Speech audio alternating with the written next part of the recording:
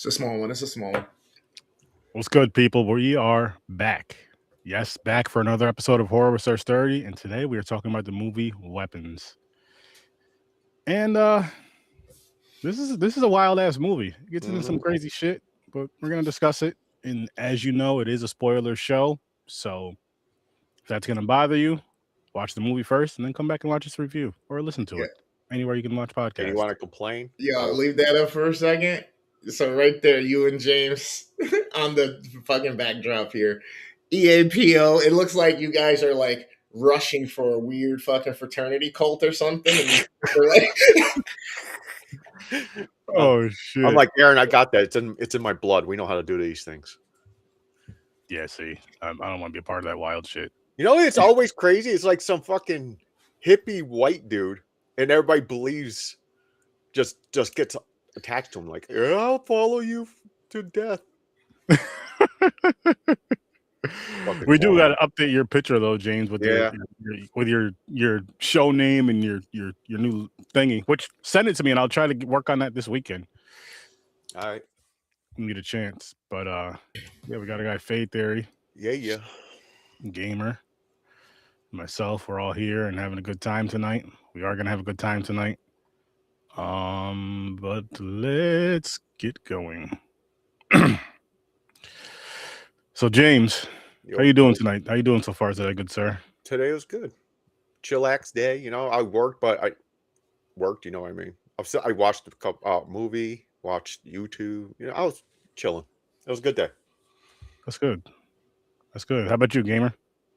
I'm in fucking shorts and a t-shirt for the past like 3 fucking days. 75, 77, 80 degree weather. Like tomorrow's supposed to be 82 or 83. The next day, like 86. Like bullshit. I'm chilling.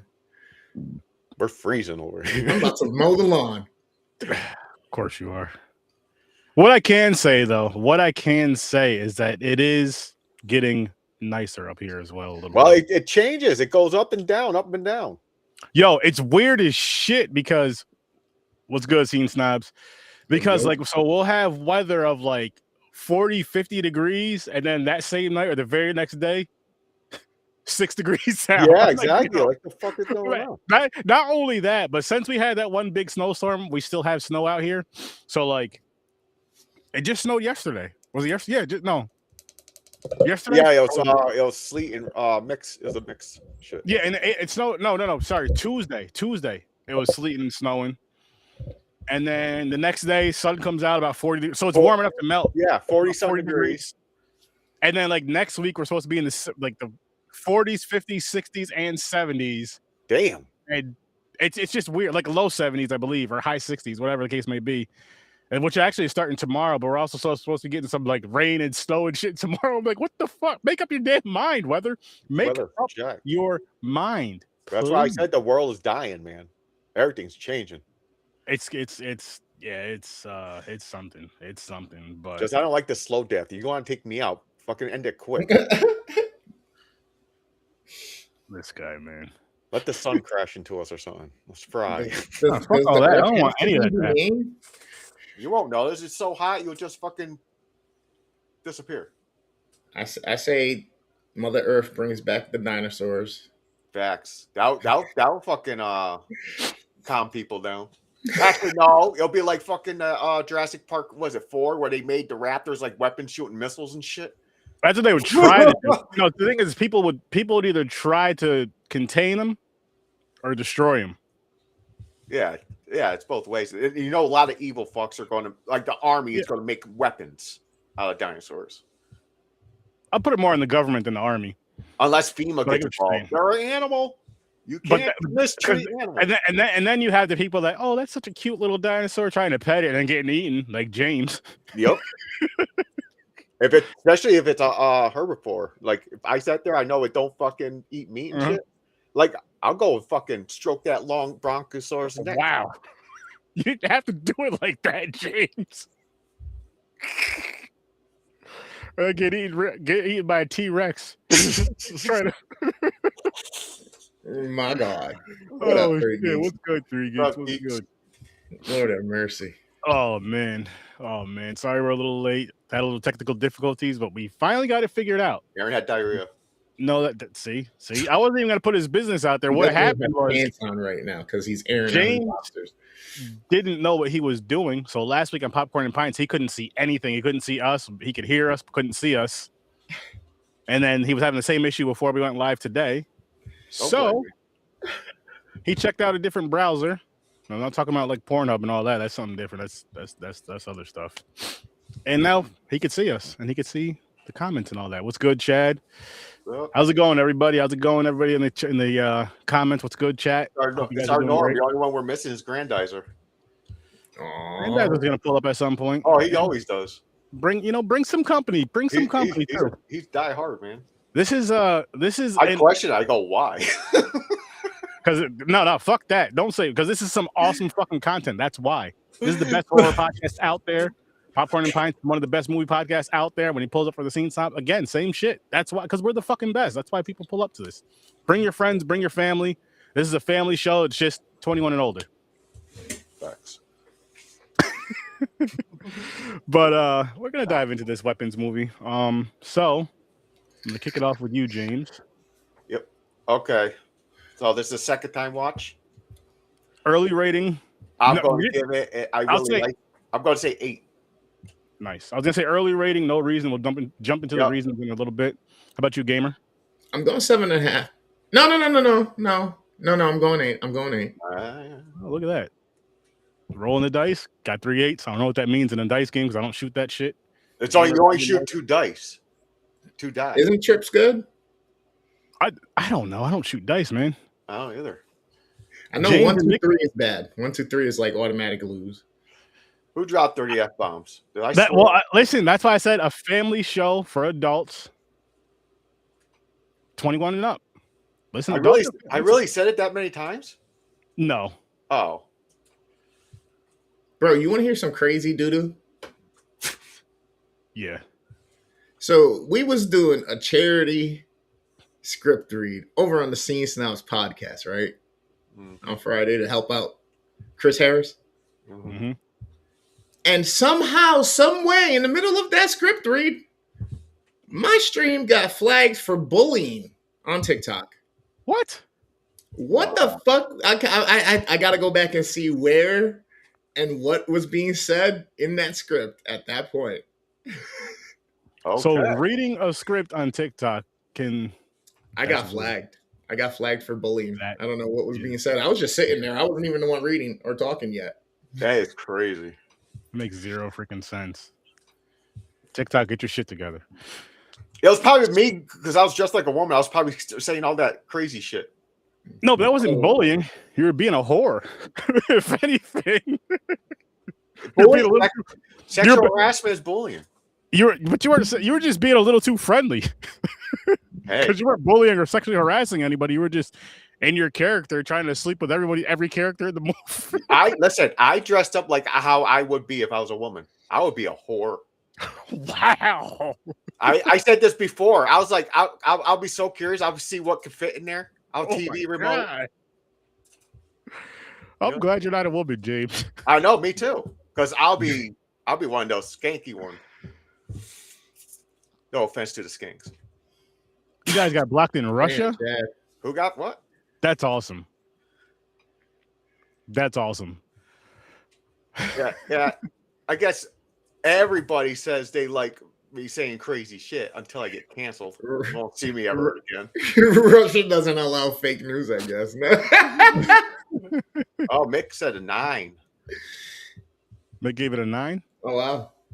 Nice. Okay. Yeah, so this too was my like you were saying, this is my second time watch as well.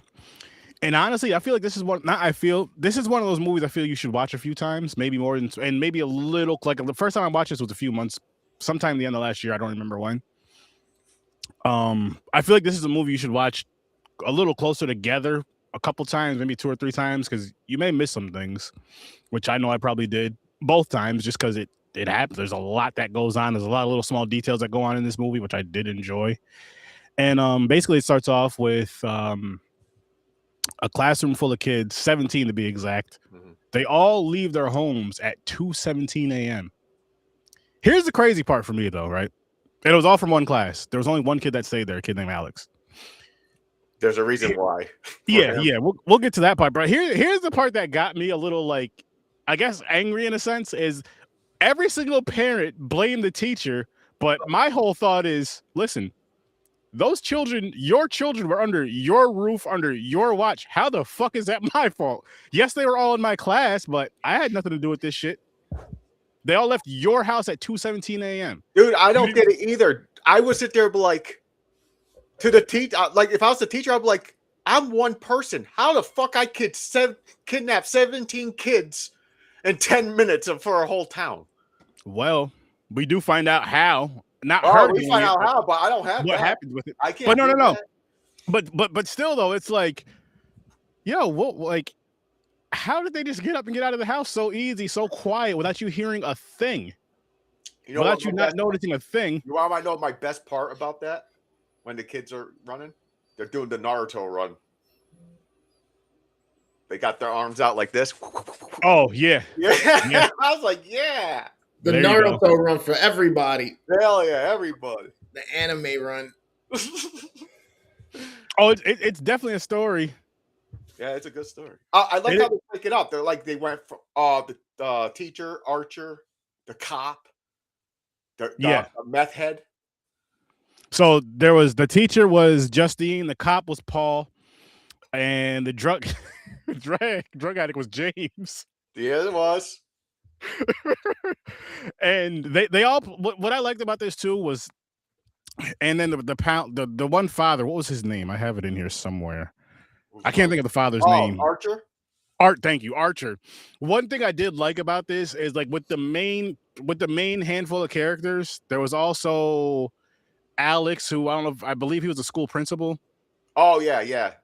And what I like, but anyways, what I'm getting at is with a lot of the characters, they showed like everything leading up to certain points from their point of view. Like they would show it first from Justine's, then from everyone else, like up to a certain point of view. And I loved that, because you were like, this really kind of digs into the story, digs into details digs into the story, and kind of shows like what everyone else sees or feels and what's going on in the town.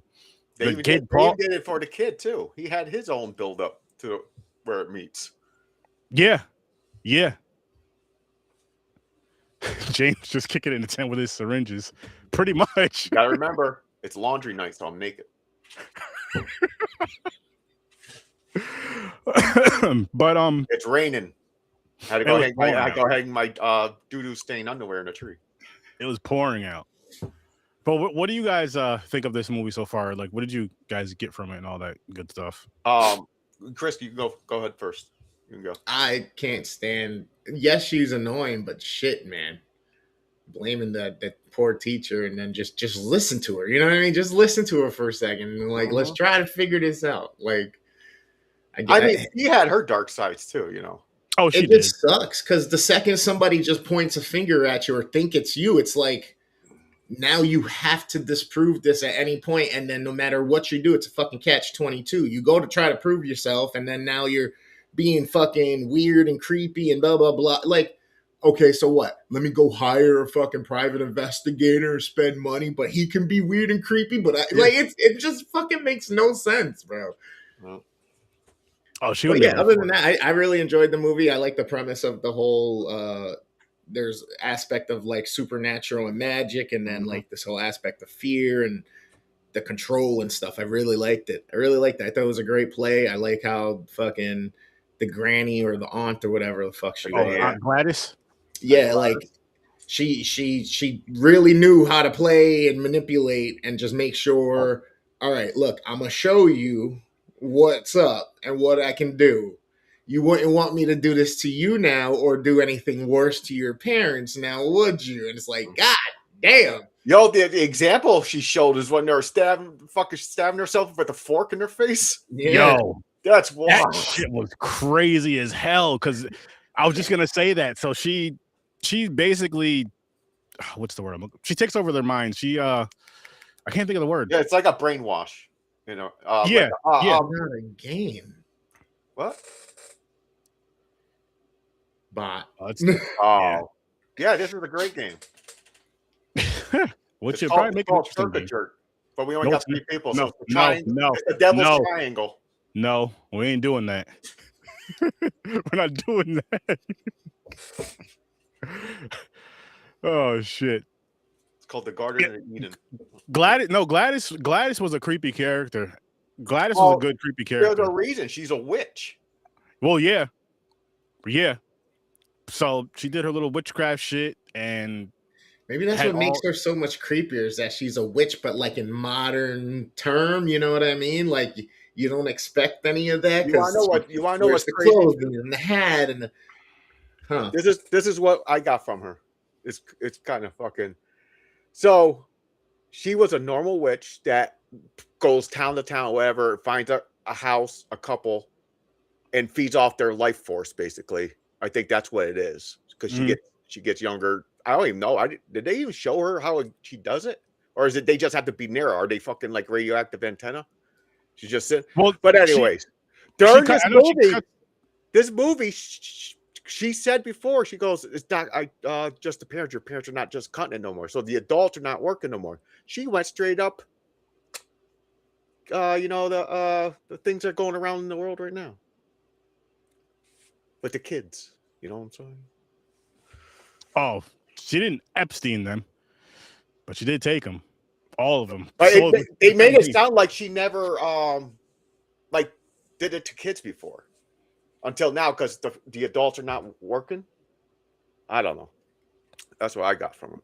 But she, the cool thing about that, like the way that she controlled them too, because when you seen her from Alex's perspective, is she was like, when you go to school tomorrow, I need you to take one item from each of your classmates and then bring it back to me.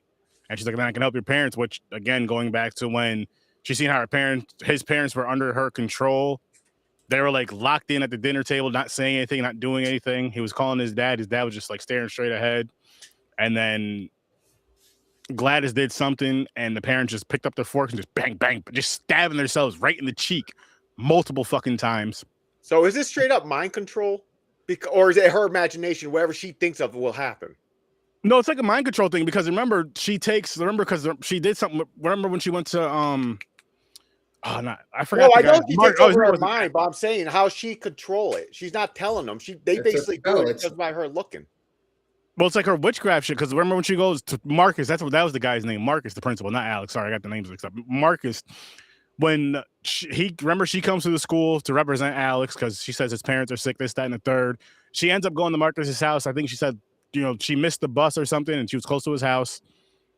She goes in there. She asks for a bowl of water. Wild. Well, and she gets, I believe, what is it? Marcus. Somehow she gets Marcus's hair. She cuts Marcus's hair, throws it in the bowl. She has his ribbon. His ribbon. She had his ribbon. It was the guy. She has his ribbon, and she cut the boyfriend's hair. Yeah. And then she threw all that shit in a bowl of water, and I believe she put blood in there and shit. And Marcus attacks. She stabs her finger and rubs the blood on the stick. And then the hair wrapped around there or whatever with the water and all that shit. Then Marcus is like under her control or whatever. And to where they're like in a trance almost. And he just goes right after his boyfriend. And he headbutts him to death, literally. Crazy. Yeah. That was wild. Threw up a bunch of black shit on him and just headbutted him until his face was damn near, it was just smashed. Like smashed in. I was like, holy shit. And his main goal is to go and kill the teacher. Yeah, Justine, because after that, because she cut, which skip this part, but she cuts because I was saying how Justine's kind of being like a private investigator, so to speak. She's like, excuse me, looking out at Alex's. I believe she's starting to stay of the night and like looking out at Alex's house. She's drunk as shit when she's doing this though. That's where she fucked up. But I remember when earlier she goes to Alex's house, she follows him. They tell her she shouldn't be following him home, which is very true. But she follows him, or she goes to his house one day, and she notices all the windows are covered in newspaper. Every single fucking window is covered in newspaper. And then that's why the aunt comes into the school because she tells, the principal about that, this, that, and the third, just to, fill that part in. But what I wanted to add into was James, because Paul met James when James was trying to break into a building to steal some shit so he can get some drugs. Mm-hmm. And when they showed James' perspective, they showed him running away from Paul. Paul ends up catching up to him, checks his pockets, gets stabbed by one of James's magical syringes. He knocks James out.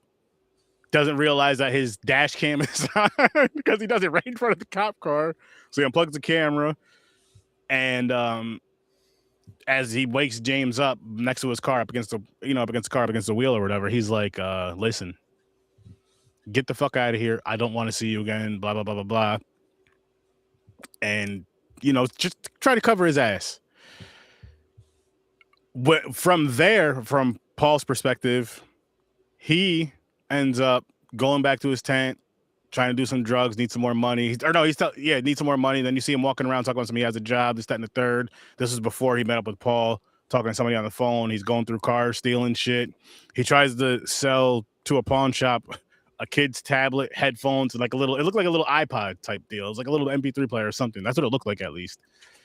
Just saying that, just kind of fill you guys in with that. Then we jump to, this is after he meets up with Paul, and he actually goes into Alex's house. He sees that there's newspaper all around, but he needs his fix. He's not taking any fucking tries to, he's so fucked up as far as like drugs that he tries to walk into the front door. That's crazy. But it was locked, so he goes around back, he gets in, and he's going through the whole house, upstairs, downstairs, stealing shit. He goes in the kitchen, steals a bunch of silverware and shit. But he's putting everything in a pillowcase, what you got from somebody's bedroom. And then as he's about to leave, I believe he's about to leave, at least. It seemed like it. Or no, actually, shit, before he's about to leave, he's in the living room, and he sees, it looked like a Retron game system console. He's going to steal that, and he looks at the TV. There was nobody in the living room at first. He looks at the TV screen. He sees the parents' reflection, and it's Alex's parents just literally just sitting there on the couch, just staring forward, not moving nothing. He's like, holy shit, hello, blah, blah, blah, talking to them, waving at them. They're not moving. So he just fucking steals the Retron, right? And then as he's about to leave, he goes to, he was walking out, or he's walking, down the hall or whatever. He notices a door that he hasn't been in yet. He opens the door, it ends up being the basement. He goes into the basement. That's where all the 17 kids are, and they're all just staring at a wall. And he made a noise or something, or said, oh shit, or whatever, and they all look back. And he's like, oh shit, sorry. And he just booked it. He ran up them stairs and he did get out of the house. But as he's going out of the house, the parents started chasing him. He opens, unlocks the door and all this shit and runs out the house. You would think, from the first time I watched this, you would think the parents were going to run after him. Nope. They just fucking slammed the door shut and probably go back to sitting down and watching nothing. And from there, he goes to the pawn shop, sells all that stuff. I believe he gets like $100. And in the pawn shop, he sees reward $50,000, finding these 17 kids, which I think $50,000 is kind of cheap. We're finding 17 missing fucking kids. Yeah. That's besides the point. It's a good come up either way, but that's besides the point. So he's in his mind, he's like, all right, let me go to the police station. He tries to call the police station. Hey, I know where these kids are, blah, blah, blah, blah, blah. I can show you. But they tell him to come in. He says he's scared to, or he's paranoid to come in the police station. He doesn't like them. Anyway, he ends up going to the police station, heading to the police station, and Paul happens to be coming out of the police station, and he happens to see James, which is just crazy. And Paul just loses it. What the fuck? I told you to get the fuck away from here, blah, blah, blah, blah, blah. And Paul thought James was coming to tell on him for, what he did to him, knocking him out and all that shit. But he wasn't. He was going for the $50,000. So they end up meeting. He ends up meeting up with him. What happens? Paul runs off. He gets into the woods, like near his tent. No, James runs off.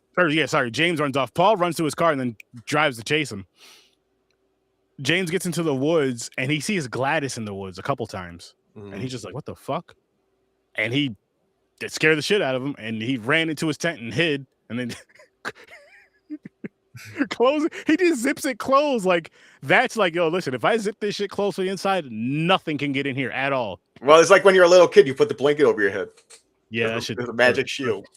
Trust me. When your mother's coming after you with the belt, hiding under the bed, fucking hiding under the blankets, that don't do shit. Gamer knows. But anyway, so they meet up again.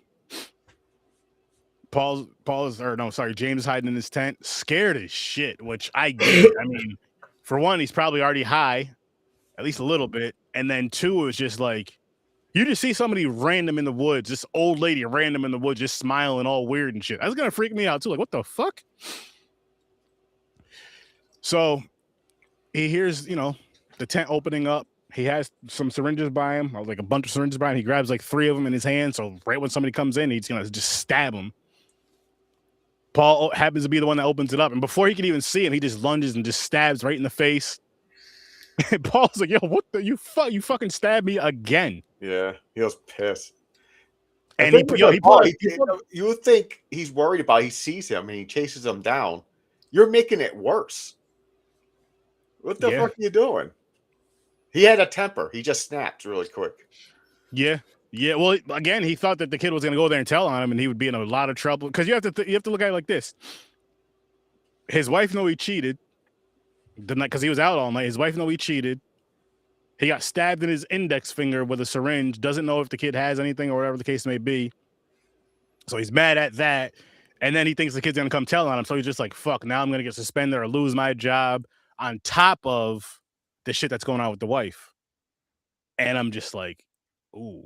He's angry. He's real angry. Mm-hmm. So eventually they start talking or whatever. After Paul pulls the gun out on James, is about to fucking blow his head off. He's like, wait. I know where the kids are. I can show you right now. Gets into the cop car. They start talking. He's like, hey, kid, do you have anything? He's like, what do you mean? Do you have AIDS? He's like, I don't think so. And he started asking him some other shit. He's like, I don't know. He's like, I don't know, man. But they end up going to the house. Paul leaves James in the car, goes into the house. Right? Goes into the house by himself. Door gets closed. Gladys did her magic on Paul. He comes lunging out again aggressively to try to get James. James escapes for the moment. Doesn't he? Mm-hmm. Yeah, James escapes for the moment, for a little bit. And this movie, though, it gets like, I love how it goes up and down with the intensity, up and down, like that too. Like once it gets rolling, once it gets started, I'll say after maybe Paul and James's first encounters, when it really just, it's on like a roller coaster, but not. It's like up, down. But like the down points aren't boring. It's like little information fillers and all that. Like, for example, when the teacher's trying to look for the kid, when she's sleeping in the car and all that stuff, and little things like that. I'm gonna tell you what though, Paul tore that shit up. No, I like the teacher. The teacher, he didn't want the drink. She talked about it. He's a grown man. She didn't force him to drink. He could have easily said no. He shouldn't have showed up. He's married. They had a history, so he shouldn't even been talking to her. So that's all on him. Like, yes, she was wrong too, but she's not the one that's married. That's all on him. Yeah, true. I mean, they were both wrong, but that's more on him than her when it comes to all that.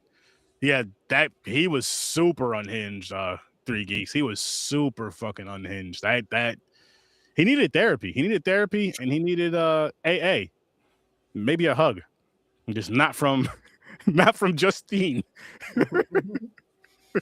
He needed to hang out with James a little more. That's what he needed to do and chill the fuck out. Yeah. Yeah, but I don't the drugs that James was doing, but I don't think that would help. It's so weird to say my name. If it was the green stuff, yes. Marijuana, maybe that would help, but that other shit, nah, that ain't doing nothing for him. That's gonna make things worse. And then you have what was the father's name again, James? Archer. Just to throw really quick with him, there's a part where he dreams that his son Matt comes back home because he fell asleep in his son's room. And in his dream, he's like talking, hey, Matt, what's going on? Why are you, how are you doing? What's going on? How are you? Where were you? And he's just not talking. And he gets up, it's 2:17 a.m., and he just books it outside. And when he goes outside, it seems like the house is like right across the street because he literally goes right outside. And the father I'm talking about, goes right outside and he's like looking and he sees his son run into the front door, and then he's like looking in the sky and he sees a gun and it says 2:17 a.m. and you're like, what the fuck? Why is this going on? Mm-hmm. But he ends up waking up and you see that he's sleeping in his son's room, and one of the posters, it's that same, of course it doesn't say 2:17 a.m., but it's that same exact gun, and I believe it is 2:17 a.m. when he wakes up.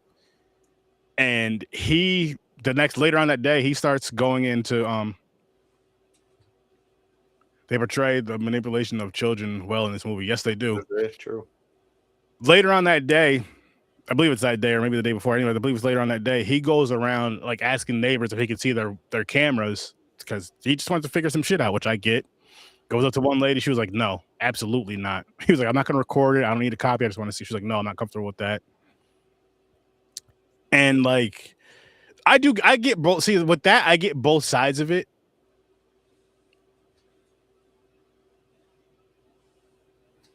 The adults suck. Yeah. I get both sides of it though, because it's like, one, listen, we're trying to, like, with her being uncomfortable with it, him coming in to check out the camera, I understand that part. But I understand his part too, where he's like, listen, I want to come in there, I want to check the camera. Just maybe something can add up. Which I thought was a little strange in the sense of, okay, so you guys all blame this teacher, but you're not all getting together to try to figure shit out at all. You're just blaming the teacher, and then that's pretty much it. And what's crazy too, he came up with this idea to go get cameras. Wouldn't the police already done that?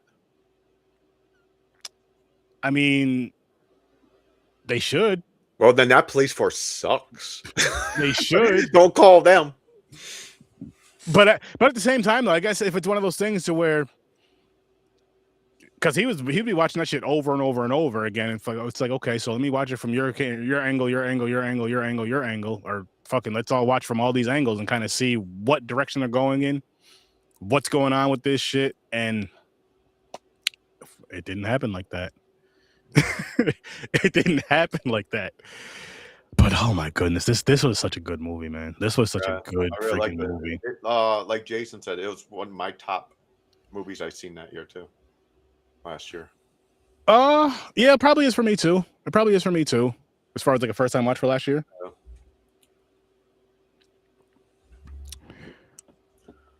Yeah. Excuse me. But what were some of your favorite parts? Okay, so before we get to the end, my parts I loved the whole thing, actually, the whole thing through. But even though they didn't go like extreme on it, I liked how they still had kind of cool kills.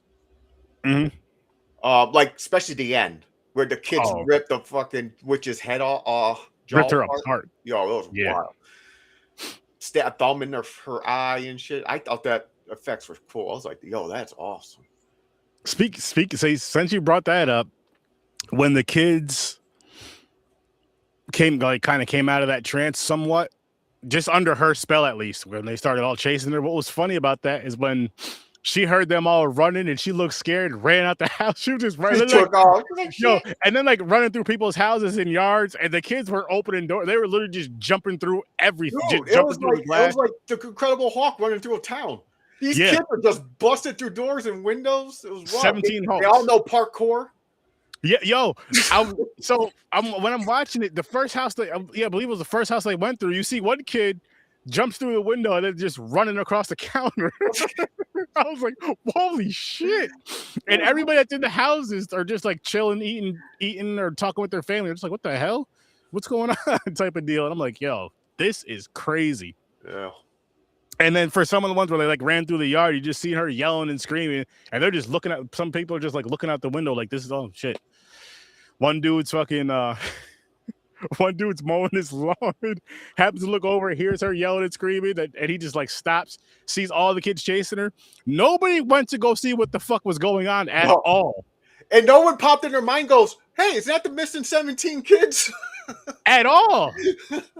They were just like still going about their business. And then once a little bit after that, then they were just like looking, people, oh shit, they broke the fence, they did this, I'm like, yo, that was the kids that were fucking missing, and you're worried about broken windows and broken fences and shit. Like, what the fuck? You guys are horrible. Yo, that one house lost its whole front of the house. They went through the fucking doors, the walls, windows. Oh, that was yeah. Listen, that's a strong ass trance right there. Because I mean, again, we can go back to earlier where the dude was headbutting the shit out the literally just not even like he was using like his whole face and like smashed in the other guy's face. His face was fine for the most, a little blood or whatever from the other guy. And oh my gosh, man, like moments like that where they got kind of it wasn't even super brutal-ish. I know it could have been gorier, but I feel like it was gory enough for this movie. Mm-hmm. And one thing, this way. This right here. Oh, I thought he was gonna rip apart. Yeah. When Justine falls asleep, she has a dream that all the kids are in her classroom,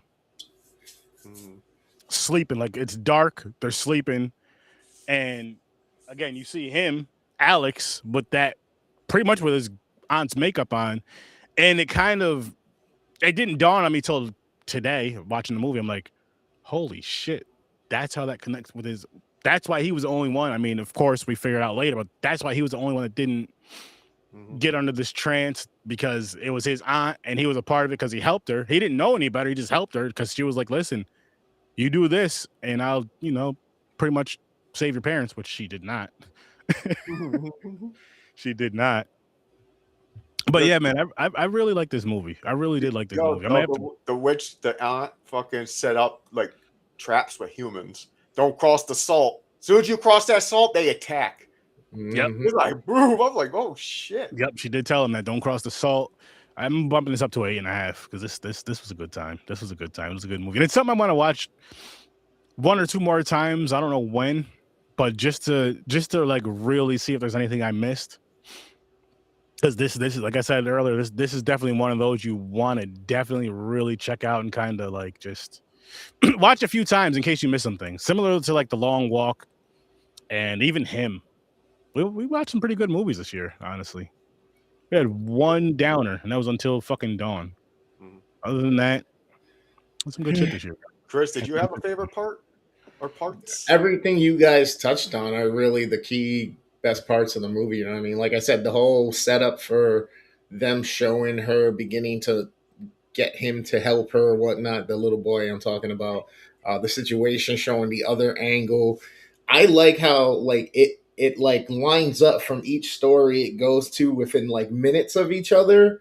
So it's like you're catching where that part's ending, but then you're going back to like just a couple minutes from where that one kind of started, and you're going through in that moment from the other person's life and their perspective, and then it all converges. I loved it. Yeah, I really liked it. I like Josh Brolin in the role or whatnot. Him and the chick, I think, did well together because she was definitely annoying and quirky. Yeah, he seemed like a bit of a douchebag, but flawed human being, flawed father, still loved his kids, went looking for them, did not give up. So I enjoyed it. Yeah. Nice. You know what? Yeah, Aaron bumped mine up to a 9. I really like this. I like this movie a lot. All right, Gamer, you want to change your rating? Or are you good? No, what did I give it? An 8 or 8.5? Yeah, you gave it an 8. Oh, 8. I'll go 8.5. 8.5. All right. Yep, I bumped mine up to an 8.5 as well.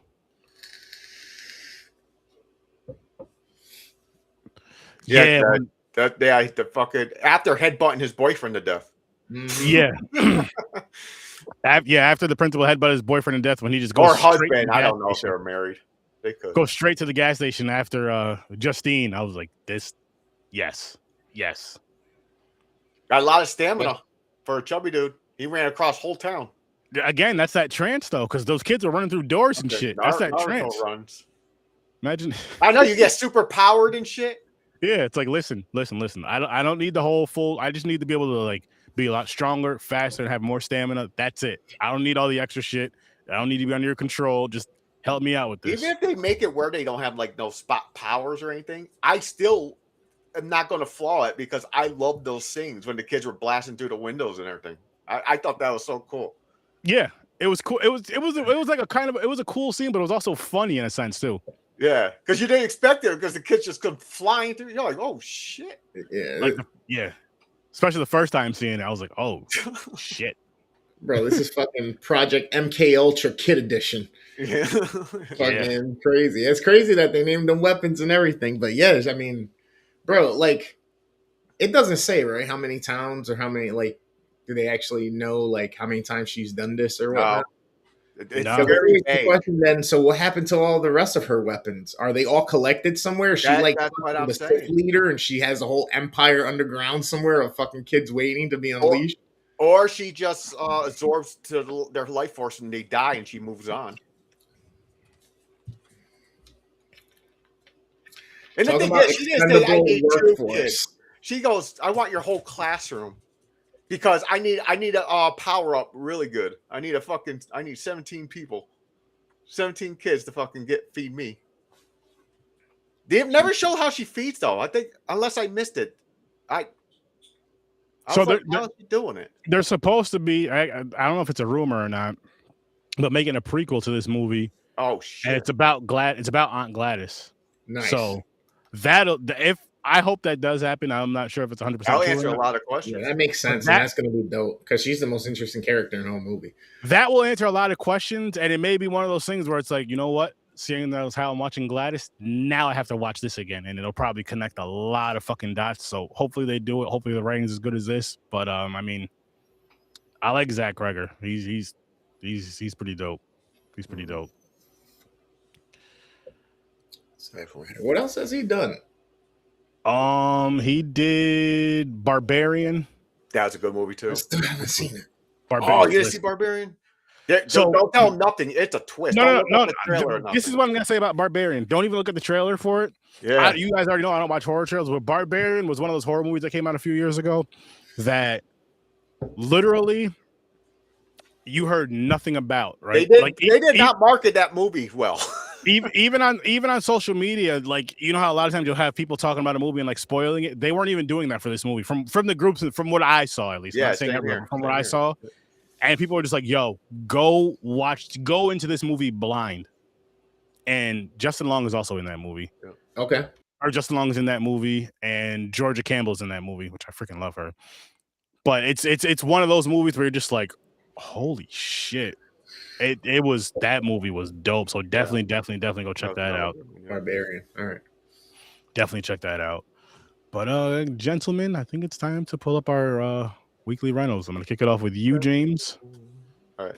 So let's go with boom. I've been lazy this week. I watched one movie this week that it wasn't the pod movies. It's Dark Nuns.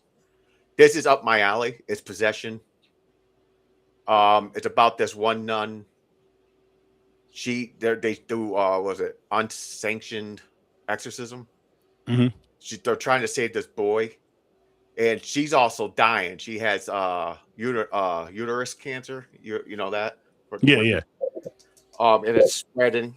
So she wanted to save him before she basically dies. And then she finds this other nun that has the ability to see ghosts and shit, like and stuff like that. So they team up, and they try to get this demon out of this fucking kid. And nice. I'm not going to give the ending or nothing. I don't want to give too much away, but I enjoyed it. I'm going to say 6.5. Okay. So I would pay the late fees. Oh, so it's worth the week. Yeah, nice. Yeah. Like, because it was good enough where, like, it's like this. Like, you're like, oh, I gotta go return this movie. You stand up, you're like, I don't feel like it. You sit back down and just take the fucking hit. You know, that's what. Yep.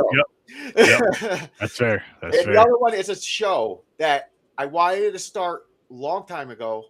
Mick told me about it. It was Apple TV. I didn't have it, but now it's on Prime.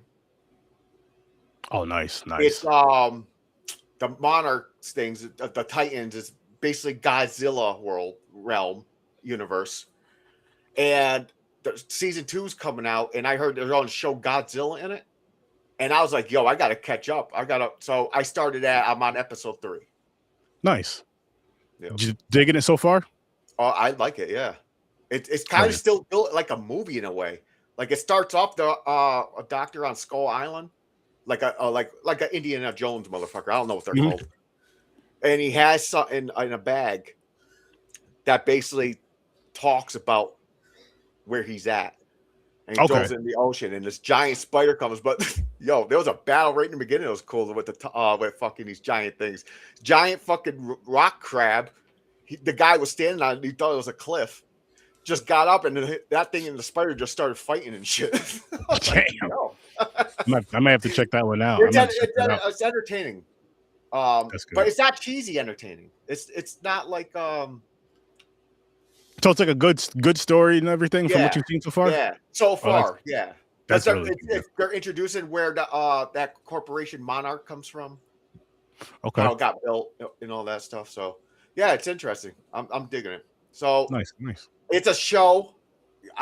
Late fees there. I don't know if there's late fees, but I'll pay late fees so far. Okay, I mean technically, if you go back in the day, I'm sure those shows are at least, if not on VHS, definitely DVDs where you can go and rent a season of a show. Oh yeah, that's a good point. There's still late fees. Mm-hmm. Both your watches are worth the late fees. Gamer, you are up next. Good sir. Because I pick winners, Aaron. Had a decent week. I started out with Roofman. Stars Channing Tatum, Kristen Dunst, who I haven't seen in a minute. Yeah, she stopped. I think she stopped acting for a long time. Just after fucking probably 2000, 2001 fucking Spider-Man. I don't think I've seen her after that, maybe once. And the little guy from Game of Thrones and Toxic Avenger or whatever. Dinklage. Peter. Is it Peter Dinklage? Yeah, I think it's how. I think so. So Roofman basically is based on a true story. It actually happened in North Carolina. Gentleman who is a very certain set of skills, which was trained by our government, just couldn't get life together and wanted to provide more for his family, and did some quick math using the skills that he had to understand that he needed to rob 45 McDonald's in order to be able to provide a good life. Damn. So he provides a good life. He gets bagged and tagged, not dead, but he gets thrown in jail. And then he escapes jail. And from there, I'm going to leave it there so that you can see, because what I gave you is literally like the first 8 minutes of the movie, 10 minutes of the movie, and then from there, it's the whole rest of the movie. I like how he planned on robbing McDonald's. He was down on his luck a bit. He came up with a plan. He executed said plan. He got caught for said plan, got thrown in jail for said plan, and escaped. And so that one was actually decent. I'm giving that one an 8. Yeah, 8.5. I had a good time. I laughed at a bunch of parts. So it's a comedy? It's like a Jason Statham movie, but a comedy? It's comedy-esque. Like, there's certain little things that have comedy hints to them, but there's a serious tone to it or whatnot, because obviously it's a crime film as well, and there's elements of, like, interactions with family and stuff like that, and bonds and stuff like that. So there's some good stuff in there mixed in. I had a good time with it. I'm gonna put that one at an 8. Definitely worth the watch at least once. I don't think it's worth the late fees, but it's still good, and I think everybody should. That's crazy. A score of an 8 is not worth an 8 late fees. Yeah, I mean, why pay for it when you could just rent it again or catch it on TV later? You know what I mean? But still not be mad at it, you know? Or, you know, it's 2005, you know, you borrowed it. You can also pop it in your DVD RW. There you go. Record that shit. And use Threadripper or what was the other one? WinCD. 2005. Yep, holy shit. I remember that's the one I used. Holy shit. Or you can use a compressor to compress it down. All right. Then I went on with Be Cool. I enjoyed this one. It's fun because there's so many people in this. There's a whole ensemble of Hollywood actors. There's The Rock, Cedric the Entertainer, Ice Cube, Travolta. Who was it? Uma Thurman? Is that? I was Uma Thurman. I get her and a couple people. For some reason, I weirdly mix her up with fucking Paltrow. Her Gwyneth and Paltrow? Charlie Theron for some reason too. I don't know why. Different generation, I guess, too. Yeah, But that's right. so Be Cool is kind of a cool movie with all the ensemble. It's a goofy movie. It's a crime movie. It's kind of a mobster, robber kind of movie, a crime underworld and the shenanigans that happen. It's based in California, and there's also like an element of Hollywood in there as well that plays a part of it. And people getting roles and trying to do all of that stuff. It's a good time. It's fun. It's worth a watch. I put it on. I was watching it. Took my attention off of it for a little bit because we had company over. Then everybody's attention ended up going back to the movie anyway and started talking about the movie. So to me, that's a win. If all you do is, turn away for 5-10 minutes and then everybody is now watching the movie, laughing and talking about it. It's a classic from, I want to say 2005 or so, 2006, maybe 2003, somewhere in that range. Worth a watch if you're a Travolta fan. If you like The Rock, this is something that's a little bit earlier on in his acting career, whatnot. Don't expect monumental things like in what's the movie that just came out? That he's the wrestler or the boxer. Oh, I know what you're talking about. The MMA fighter. I can't think of the name. Yeah. I know Smash. Yeah, the Smashing Machine. Yeah. You're not going to get that type of performance, but you're going to get some decent performances. You can have a good time. You like seeing some. If you're old like me now, currently, it's cool watching people pop up on the screen that you know. Go have a good time with it. I'm an old head. I remember actually getting late fees on this one just because I kept forgetting to watch it, and everybody else did. So I guess it's worth the late fees because now I give it a thumbs up and I say, hey, it's also one to get attention. Nice. There you go. And then good old classic Rush Hour, Jackie Chan, Chris Tucker. It pretty much needs no introduction, but whoa, God, yo. Say it again now. You're right. You're absolutely right. You're absolutely right. So, Is it worth the late? Is it worth the late fees for you? Worth the late fees. Jackie Chan stars as a police officer or a detective who came overseas to help a dignitary from his country in China get back his daughter who's been kidnapped. Chris Tucker plays an LA detective over here. Their cultures have to commingle, cohabitate, and they got to work together to get the resolution of getting the girl back. And it's a good time. There's laughable moments. There's memorable moments. I mean, we just hit that one right there. And anytime you make people sing, it's a good thing. You know what I'm saying? Yeah. We had two more sequels to Rush Hour after this. So Rush Hour is the original. Rush Hour is the classic. I do enjoy Rush Hour 2 more than 3, but this one's a thumbs up. I give this one an 8.5. All day, every day. Worth the late fees. Let's get it. I agree with you on that, and I'm gonna say Rush Hour trilogy is my favorite buddy cop movie, or my favorite buddy cop movies, because it just there's just something about those two that just worked so freaking well. Not that the other ones didn't, like with Bad Boys with Martin and Will, but there was just something that just worked so freaking well together. Hilarious, great. They're total opposite. They're total opposite. But I know that, but they've played that up in other buddy cop movies. This one just hit a little bit different. I mean, they're different. I'm not even talking about different cultures, but you could say different cultures, yes, but they've done that before. But this guy is from a different part of the world, not just like black, white, Spanish, whatever the case may be. It's no different part of the world. And then here at, LA, well, not where we're at technically, but in America, so LA or whatever. So that yeah, I agree with you on that. But for me, I got 2 watches, and then the third one I will explain. So I'll kick it off with Inner Demons, which you can watch over on Tubi. I'm gonna just let you guys know right now, it's not worth the late fees.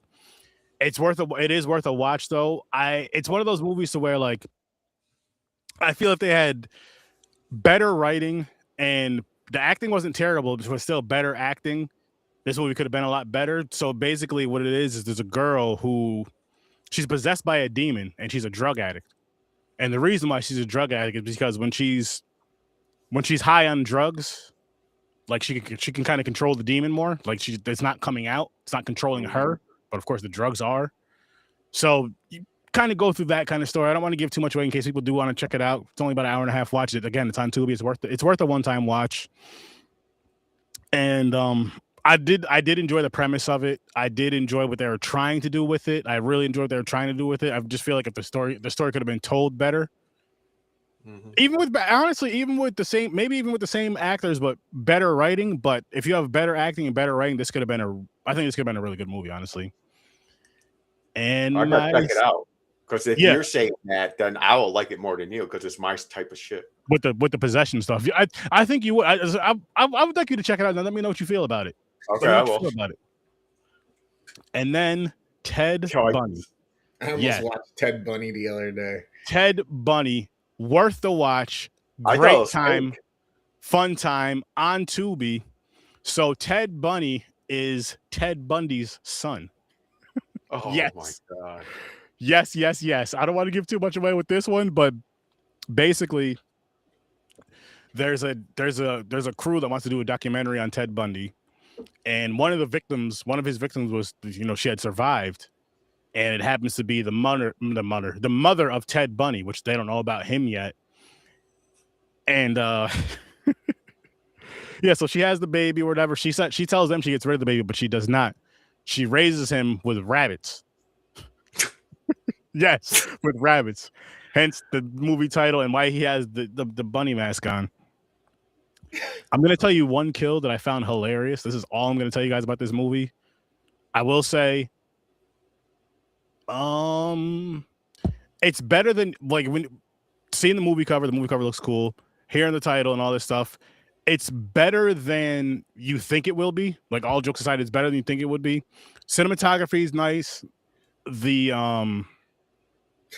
what was I going to say? The acting was better than I thought it would be. Quite a bit better than I thought it would be. Of course, if the story was written better, it could have been a better movie, but it's a horror comedy. I had a good time with it. It's not worth the late fees, but it's also like, if you did bring it back late, you're not going to be that mad. You may watch it 2 times because you'd like watch it by yourself once. Then your friends come over for some pizza and all that stuff or whatever, pizza and weed, because we're adults. And you're like, yo, we got to watch this shit. Check this shit out. So it's one of those type of movies. So, yeah, I'll say it's worth the late fees. It's worth the late fees. But no longer than like a day late. You know what I mean? Like, everybody, you're chilling, you're watching by yourself, say, whatever, a day late, whatever. But anyway, the funniest kill in this movie, there's a dude who's acting like he's giving oral to a carrot. and the bunny dude comes and just smashes the carrot. Like, he literally chokes on a carrot and dies. And I no euphemism with him choking on the carrot. Like, it was a literal carrot. This wasn't you know what I mean? It was funny as shit. Like, I found it. Everybody might not find that scene funny, but I found that shit funny. So I would say, go check it out. It's on Tubi. It's worth the watch, and it's worth a day late. Now, this last movie here, Teddy told me to. I didn't watch it. I'm going to tell you why it's up here, though. So, earlier, I'm just chilling, minding my own chocolate business. Happened to go on TikTok because I was, uploading stuff for this and all that. And I got a message from somebody. So I was like, you know what? Let me check out the message. Someone that we didn't follow each other at the time. We do now. And I got a message from somebody. And the dude was like, hey, would you check out this movie that I was in called, what the hell is it called again? Sorry. Teddy Told Me To, just because the Teddy thing and the rabbit got me mixed up. Called Teddy Told Me To, and it's Ted Bundy. Yeah. Anyway, it's called Teddy Told Me To, and he plays Teddy. I was like, yeah, I'll check it out. And I was like, you know what? I was like, it might be a week or two because, just because I have other stuff lined up. I was like, I'll do a short on it. And I was like, you know what? Better yet, because we're bringing back Vision on Saturdays within the next 2 weeks, 3 weeks, hopefully. But we're bringing back Vision Saturday nights at 11 o'clock Eastern time.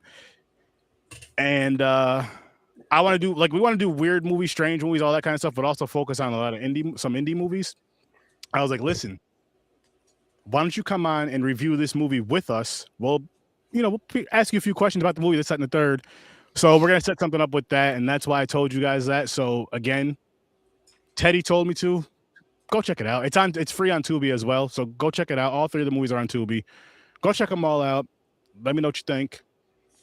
And again, be on the lookout because within the next few weeks, I will be connecting with him and setting something up to where we're doing reviews and reviewing the movie and talking to him and all that good stuff. Because I don't do interviews anymore like that because it doesn't hit the same. Got to do something a little bit different. Don't steal that.